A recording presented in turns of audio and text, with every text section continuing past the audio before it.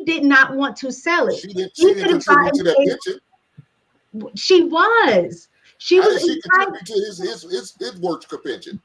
Because, like I said, in other words, if we marry one of these damn women, two things: one, we got to get a prenup, and two, we got to make sure they saving money. Because if we saving all our damn money and then we turn around and get a divorce 10 years later and we find out she ain't saved nothing, she gonna take half of the damn shit we've been trying to save. Speaking to personal experience, like what Hank said actually sounds very similar to what my dad complained about when my mom and him got divorced.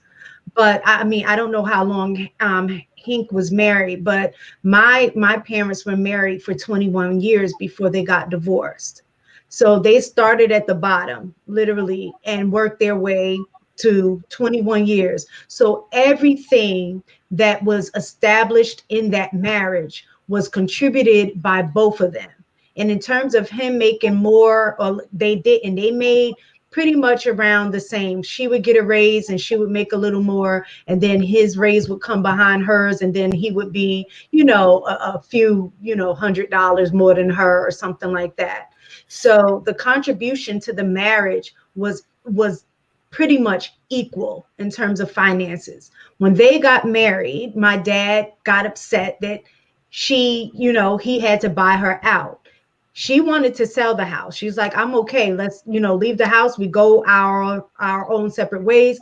He wanted to keep the house. So in order for him to keep the house, he had to buy her out and give her portion of it. She was also entitled to some of his 401k. It just so happened that, both of them worked at, IBM at the time. And, what she had versus what he had, he just had to pay the difference to make that equal. So I don't know if he had 50,000 in there and she had, 20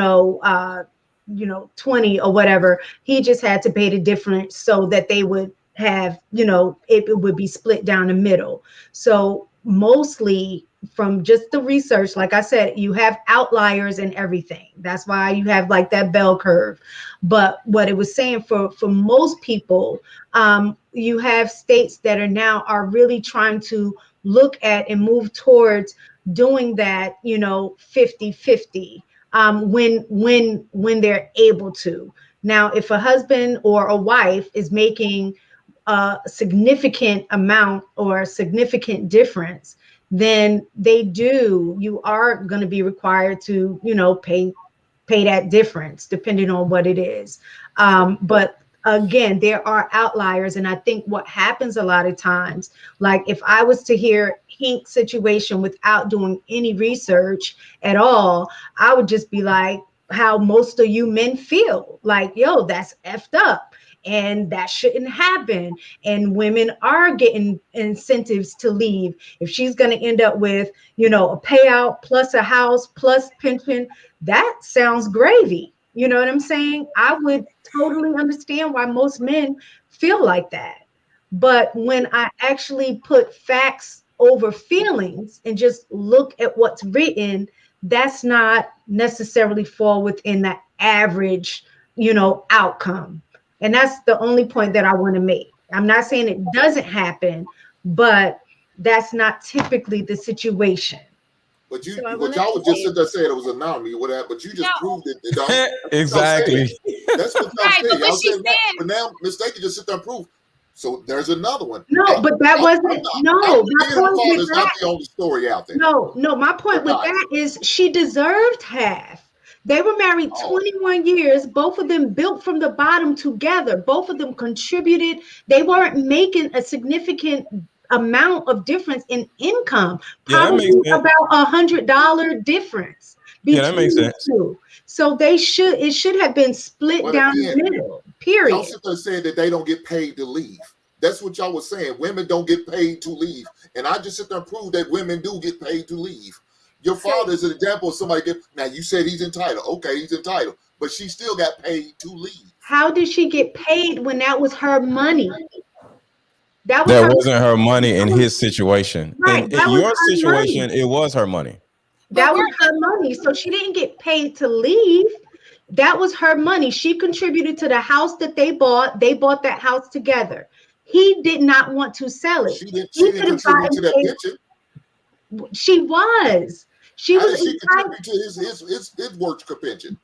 because, like I If he said, did if the work. She, in other words, if we marry one of these damn women, two things: one, we got to get a prenup, and two, we got to make sure they saving money. Because if we saving all our damn money, and then we turn around and get a divorce 10 years later, and we find out she ain't saved nothing, she gonna take half of the damn shit we've been trying to save. No, Yeah, and can I here's share why. information? So Go yeah, ahead. so here's why, right? Because we talk about how those are the only two options. However, people don't do enough research into these situations. There's such thing as post-nuptial agreements. Most people are not coming into a marriage where one person is the only holder of assets. Typically, what's happening is that they're building those assets together. A post-nuptial agreement exists for that reason, that while we're in the marriage, we're going to talk about worst case scenario. If we divorce, this is how we're going to agree that we're going to split the assets. And That's yet, updated however, every year, right? Or every 5 years, the post that's nuptial. up to you. You get to Okay. decide how often that gets amended, right? And so if we're not having these conversations, people and men are the ones who are screaming the loudest, rightfully so, because they're the ones who are being stripped of their resources going into that. But let's have that conversation of, hey, if we want to disincentivize women from leaving for financial gain, let's protect ourselves as men and start taking a look at what post-nuptial agreements look like. Once we've I attained love these that. assets, what's fair to you and what's fair to me? Should we decide that we no longer work as a family? All right, Marcus. First, I want to say, Hank, man, I empathize with you all the way. And if anybody ever asks why Hank angry again on any panel, if this man don't got the most reason ever to be mad about everything, bro, that's man. And second, when it comes to what was it, postnuptials and prenuptials? So I think lead attorney was talking about this the other day, and he was saying that, pardon me if I'm wrong, and somebody can correct me if because I'm not in this field, but some of the prenuptials can be looked at as being signed under duress, so they won't hold weight like a postnuptial. So if you get married after that, you still, even if you didn't try and get the prenup, that probably or might be able to get thrown out. So a postnuptial is definitely, because if she marrying you for love, she shouldn't have no problem signing a postnuptial. You know, it's part of the many things that's difficult that we have to have in conversations. Like, I know y'all was talking earlier about like men's sexual nature, right, Mr. Lego? And you were saying men want to have multiple women and all these things. Your marriage is like a custom outfit. It's whatever you put on. So you design that exactly how you need it to be. Just be honest with people. You know what I'm saying? Tell them what you want. Like, hey, I might not be able to just be monogamous. She might like girls too. You might be able to work a situation out like that and y'all stay on the same board. But if you go in pretending to be somebody that you're not, bro, it's gonna end up with half your shit gone and sitting here with my heart bleeding out for you. Damn, damn. And let me say this because I think this is important. Let me say this real fast, and I'll let you go, Mr. Let go. I want you. I'm sorry if I seem insensitive to you, Hank. I know how I see how that. Yes, you were very insensitive. Cut No, that man I just off. wanted to. No. I just want us to, because it gets lost in the hate. It gets lost in the bigger scheme, Grant, and we'll talk about that in a second, and you'll see why I'm saying that. But and let me just say this too. While we're talking about the men, I want you to know this is not gender specific. So if you're a woman doing a damn thing and you married to a man who's not, you're not excused from this. This is about the income. So you could be the baller, and a lot of us are the baller in a relationship, and guess what? He gonna come for it. Okay, he can legally come for it, because not in one addendum did I see that it was only men. Women can go for men. It was straight out, no gender.